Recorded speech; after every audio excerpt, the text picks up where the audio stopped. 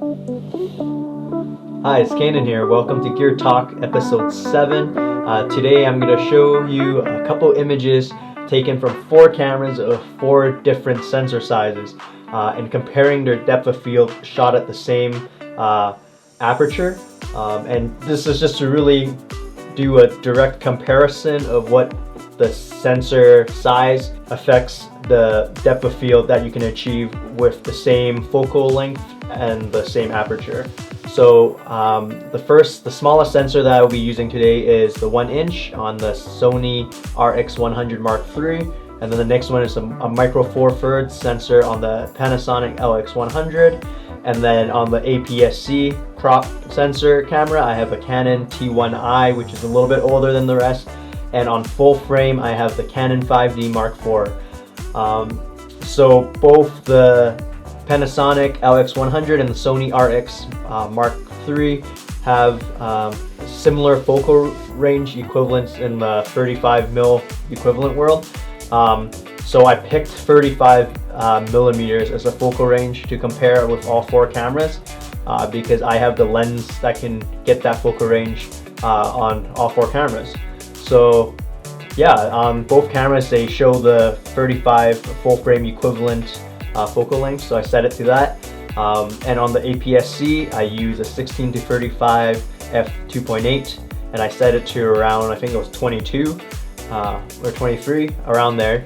I think it was 22. And then on the full frame I use 35 millimeters. This way I have a pretty much 35 millimeter equivalent comparison on all 4 cameras, and I have an image from each camera to look at. I tried to set the same ISO, same shutter speed.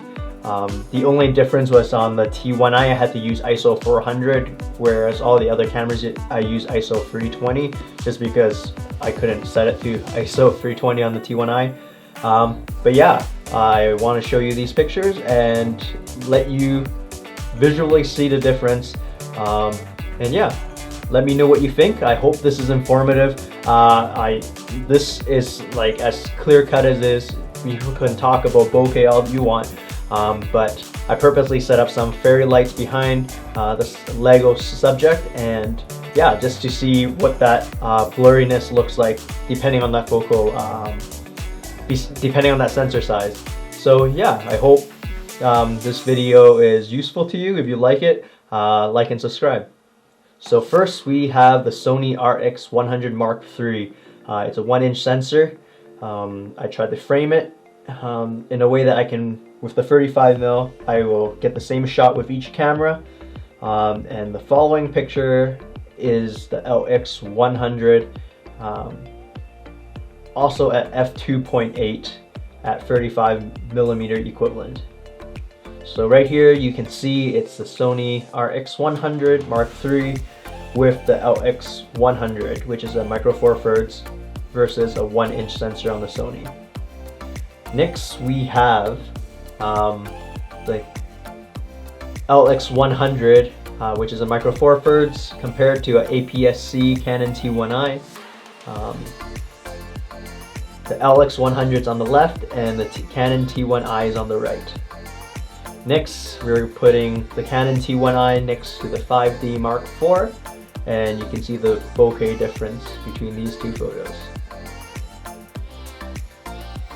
And just to compare, here's the Sony RX100 Mark III beside the 5D Mark IV at 35mm f2.8.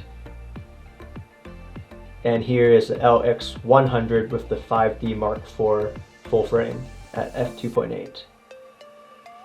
And last of all, this is the APS-C beside the full frame at 35mm f2.8. So that was all the photos as a direct comparison. I hope this video was informative and just to give you an idea, visibly see the difference between the depth of field that's achieved with the same focal length using the same aperture on 4 different sensor cameras.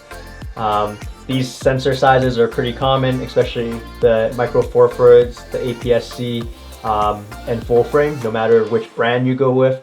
those sizes are pretty standard, and Sony has a few cameras at the 1-inch sensor. So just an idea for what the amount of bokeh you can get at the 2.8 that they state.